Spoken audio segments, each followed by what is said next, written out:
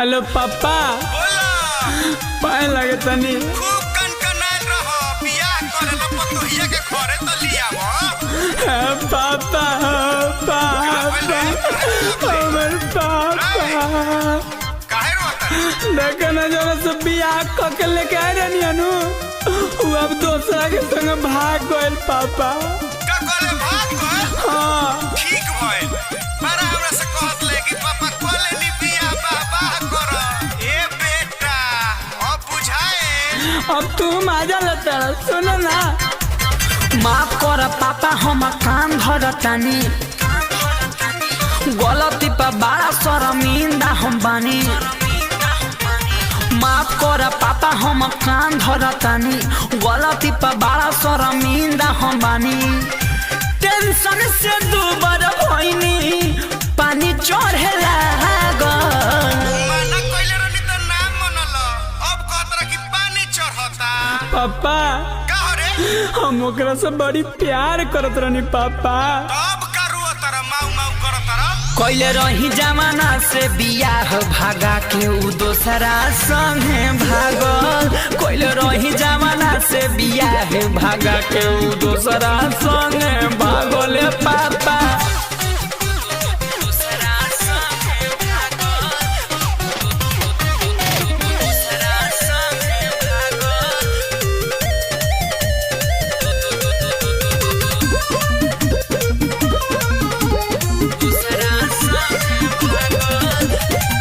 प्यार के निशानी हमर बड़ी ओकरा पेट में हम नाही जननी खोटे बाटे ओकरा नेहत में हे पापा जानती तो बियाह ना करती भगा के लागत आवेला जब पापा घर कैसे आई साथी संघाती सब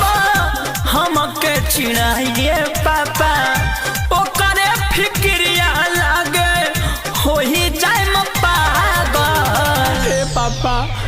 हमरा प्यार के निशानी ओकरा पेट में रहलक पापा अब उ खेत में गल बेटा पापा हम पापा बने वाला नहीं है अब तू दादा हो पापा दादा हम बन गल बानी तहरा श्रद्धा पुरावला से हमर श्रद्धा ना पूरिए बबुआ कैले रही जमाना से बियाह भागा के उ दोसरा संगे भागल कैले रही जमाना से बियाह ए पापा उ दोसरा संग सोई में भागल दोसरा संगे भागल दोसरा संगे भागल गहना गुड़िया लेके भागल दुख बिया दे गईल लागत उल्टे उतर दहेज हमसे ले गईल ए पापा इतना दुख बताई तरह से राहुल रसिक संग रहे ओकर चक्कर दिलवा में हमारा रूत मार गईल टक्कर ससलाल याद रहे रात दिन जागल पापा अब हम घरे आवत नहीं अब दोसर बियाह करा दो अरे तोरा के कौन अपन बेटी दी रे कौनो लड़की से बियाह कर लंगल उचर आनहर से हाथाना गिर गइल हमार लइका होके जाए बाप कैले रही जमाना से बियाह भागा के उ दोसरा संगे भागल कैले रही जमाना से बियाह भागा के उ दोसरा संगे भागल पापा